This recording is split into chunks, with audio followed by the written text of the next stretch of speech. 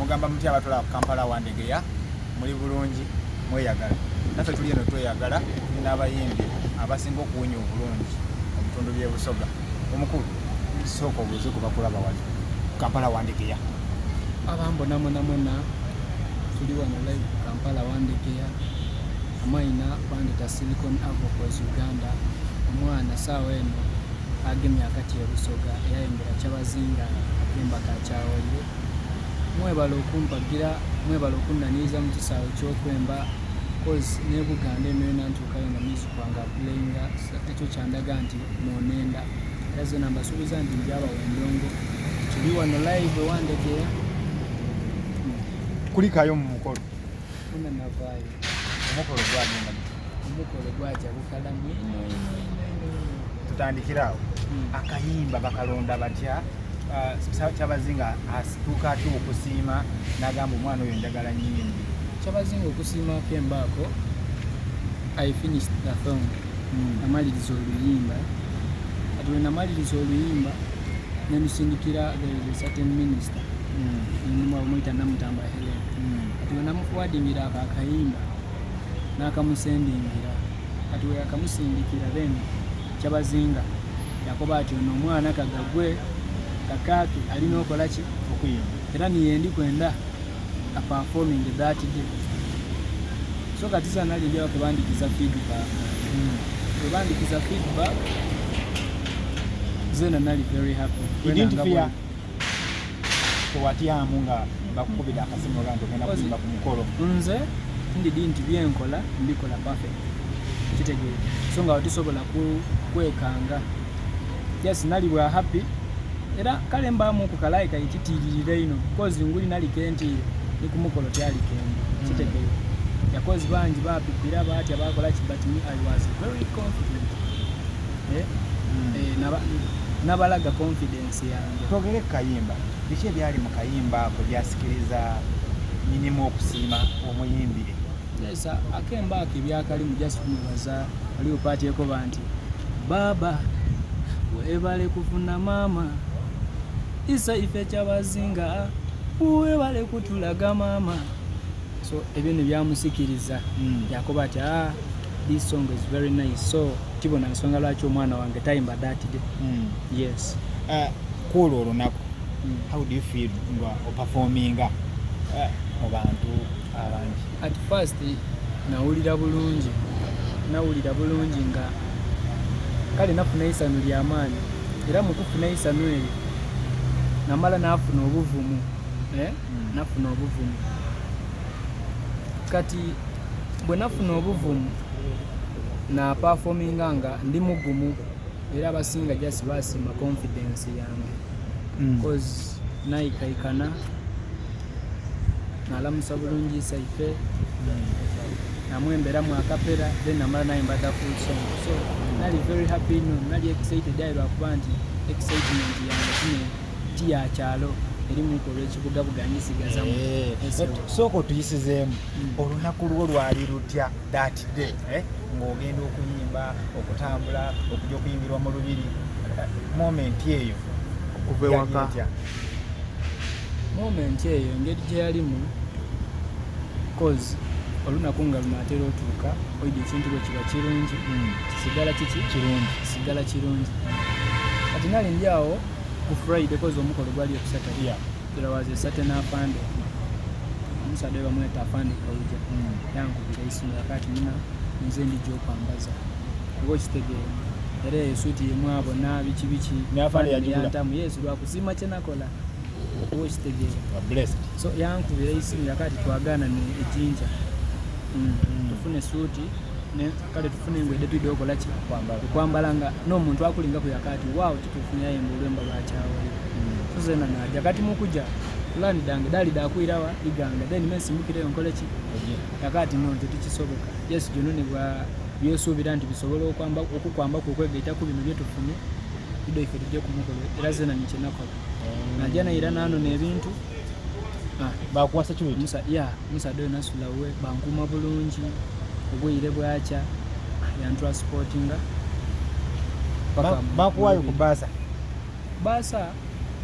obwa Kyabazinga buno tukola then oluvannyuma me bakola ki babusiima yeah so tukoba ndi kukola sawa yene it's like obidi bulungi omuntu waifoni nti tasobola kubeda sente muisa awo niyo bakokoze ekirungi nakuweerawo era either asobola obita mubaka yakubonerawo oba okulinda any other day then yakoba atiida then n'ekindi nti Kyabazinga waife tumwenda ng'omuntu kitegeera lwakuba yena atwenda ng'abaana yes waire nga mu baana era mulimu abasumbuya era atwenda ng'abaana so isaife oyo mulungi musaada wampisa musaada mwikaikamu ayogera nayiwe so embeera de ne dansikiriza okuba nti akankole so nebyesente tyabifaako ino kasita na performinga that day era yena yansamukira bitedi nti nino mwana ngebe ta Cilcon Avokoz Uganda mutemo kaseera kano ng'okwatiridde Jinja mu kaseera kano twogere ku luyimba lwo lw'oyina ebigambo bibateeka mu luyimba nolwotambuza wabijjawa nani yawandika akayimba olwembo olwo nizina luwandi olwembo olwo nakola ku some part of production yasi nti nalubeeda nalutwala ku live bongo keruvire ku Jebe Records ko nzewe nkolera ebyange yasi yayetoera omusaada aba Kampala yankubiramu ku live guitar then ya mixingamu ku some yataamu ku melodies obundingi then ya masteringa yaluwa sound omutuufu yes nga tumaliriza obubaka ki bw'olina eri bayimbi bano abava mu Uganda bonna n'abaana bonna abali abalina talent ng'ezizo obubaka bwensobola okukoba nti mpa bembi banange nti tukola ekintu kyebeta maximum cooperation tugemagane tuvemu edo beef sinti gundi ansinga atya yaba atya embere cause abasinga abona ekyo kyoli saawe tasooka kubyamu mwana ono yankaide oba alwirewo so nga nze ndongo zeena njuliremu era ntobyeko ebyange aye abali kumbona baliitaawo embeera baataawo embeera lwakuba nti balibona nti saawa eno zeena ndivaayo baidimbu nankaida omuntu asooka kubyamu ono yankaida bwite oba yeti nga ninene embeedi ndi einuma zeena nsituragolinze bansuulire ku mafulashi batwimyeko okwemba bemusi batwogereireku batugobye ku radio yes twatwala lwemba no nze ku radio tibangobaku aye bano abantu babuliido nga bwoidi nti faina olwemba niyo rubake rukuba ku radio aye mu bantu muno mwono olina obaamu kitegeire nikola kati ono ni gundi oba ekitegeire twenda okumanya gwani amanya g'amatuufu amaina agange amatuufu bande tatali akanuhman oli musaada musira ndi musaada musira enzalwa yena mutumba wasoma otya wasomako wakoma mu kirasi ki okola mirimu kisa right now gyojjamu akasente nze nasomako era obwegerese bwange bukoma mu S4 aye nga ate obwongo bwange tyebulimenti okoma kozi ekyaleeta okuba nti kizibika okuba nti neyongera kozi baali bampaire basala bwenene Kampala kitundu bakyeta bira eyo mu Kisenyi baali bampaire basala S4 yange nagikolera ku town side and I got a first grade ozosoma mu masomero mangi masomo ki gozoyitamu lifestyle yo amasomero kati my P7 nagikolera ku Wango primary school ezino liri mu Bugiri then my S1 nagigemerawo iganga comprehensive after there naira S2 nagikolera ku Namutumba isomero balieta Central Namutumba Central then S3 ni S4 nagikolera ku town side ya Usimbaja nga tumaliza kano abayimbi muli bangi mu Jinja ne mu ggwanga naye abayimbi tulabako batono kiki ekiremera abayimbi okuyitawo kintu ekiremesa abembi abandi obutabitawo malala bwakolaku akantu naaba oti avaayo ngaakola entumba kitegeire then ni minimum concentration nti kino ekintu kyetulimu kyetaaga wa concentratingira irala walaga obwagazi bwakyo memale wa succeedinga kubaka oliwandiika a certain song olina otaayo ebirowoozo byonna byonna waba kolooza machuwali ya era waba kuwandiika ebintu ebifitinga mu bantu yes nga wakava ku mukolo gwa Kyabazinga yes obulamu bwo bwakyuka yes butya cause at least sawa dino erina lyange lyeyongeireko cause omukolo ogwo gwali ku all TV babaka nkoba all social media gwali wonna yes wona gwali worldwide so buli saa eno abasinga bajja bwe bategeera ni music wange banonereza omwana yayimba ku mukolo gwa Kyabazinga alina lwemba lulala olwo oba alina edini so YouTube yange mu biseera bino ekuze mu biseera bino ebyakyawaire wenaku lwemba lwakyawaire lwese bantu ekuze then n'abantu batandise okuntegeera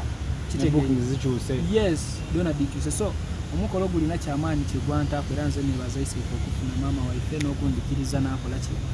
nayemba ku kyenyalobooza olinayo omuyimbi kati bali naawe yakubidde ku ssimu oba gwoyagala okukola naye kolabo abembi yes babaawo bangi niwe inyuma wale babaire babaawo ya bakubira ku ssimu bankubira amasimu bango batukole kolabo kati saawa eno ngitaaga nsooke nconcentrating mu watch the game ya kati singa bwakukola kolabo muyimbi kikuwandyetaaza okukola naye kolabo yansikiriza Buganda eriyo olutalo eroyo bwankoba iwe mbake tenaabye nsukira mugambe nga oli wano Kampala wandigeya then so muganda wange bitala ongenda kwogerawo Luganda nze Cilcon Avokoz Uganda bwoba olinayo akakisaako kosobola okumpa amuhiya requesting you nti kakolabo bwoba osobola okukampa kampe then tukontinuinge yes then ere busoga ninayo nisimba abasaadde bakolebeka nabo nze omusaadde amwegomba embeera de nti tajaja mubita mugemaku ye afa ku kike yes obubaka obusembayo eri abawagizi bo webakusangawo abakufuna batya bakubirako batya ku ssimu ne management gibagambe so obubaka obusembayo ana endondagaana iganga nejali iganga niwemba then music wange ali ku all social media platforms I'm a producer 88% tida kanti 100 over 90 but 88 how cause mbeda project yange nagitwala bakigemamu then number yange y'esimu eri 0701284426 mulisoke kuba nti eri 07 0 so abenda bookings kusobola okubitooko oba basobola okulaba ande atale n'abatuukisako ku bookings bro ande atale asobola byonna okuba nti abipasaganya abawoka akapera sooka nga otatona kutuwa akapera akakyabazinga sooka otuwe tumire mukyalawo ne bakyaliwo naye sooka mukyalawo omukyala kale atumire bakyaliibe dene kapera akasembeyo so kalindi asooka tuwe bakyaliibo batumireko ba ex batumireko dene asembeyo akapera tuve wano then bakyali bange mwena mbenda ino producer Jos Bats gwenkolere nembadange director wange mwebale kumbaamu manager Katoda yawe facial mwena mbenda ina pande kauja mama namutamba Helen mama Kadaga Isaac Kyabazinga mwena mbenda nibembi bananga atlaji ayinga akasembayo kubembi banange nti bana tuve mu embeera edo abasaadde b'e Buganda kye batusingira nti balina kye bita maximum cooperation kitegeere bazira mu buzebuze obwo nti gundi aidatya kitegeere so omuze ogulyo waife nti olayenda nga bamukifa abaawo kitegeere kagaba chance ndala yes ate waba wantu tasuubira nti eri yasobola okwida ya taking over kifeeki aba kibamukalagambira nkuba abawamaanyi akizaniramu n'abawambuye naaliko so banange tuconcentrating ku kye tuliku ebitatugema kutubireke so mbenda ino bakyali bange nibenda tumire ku antinamu anti-Justin kaliro mwena mbenda ino mwebale bawo muziki akapera congratulations baba Kyabazinga waife ninze mutabani wa Cilcon Avokoz owena mutumba bakobeta sime bulaji wandidi kusima amazima tetubaireke tugwanize mposo kibuyaga aswire baba muna webale kufuna mama Isaac Kyabazinga bali kutulaga mama pulo